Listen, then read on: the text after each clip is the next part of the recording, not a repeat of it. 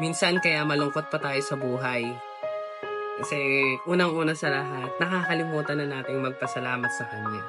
Sa kabila ng binigay niya sa'yo, gumigising ka, nakakakain ka, nakakalakad ka, nakakahinga ka, and healthy ka.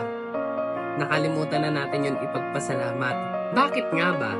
Kakatingin natin sa mga tao na wala tayo at meron sila. Tandaan mo, paano ka nga ba bibigyan ng malaki kung yung mga maliliit na bagay ay nakakalimutan na nating ipagpasalamat yun? Kaya tandaan mo, always be grateful whatever you have. Small thing man yan or malaki man yan, ipagpasalamat mo.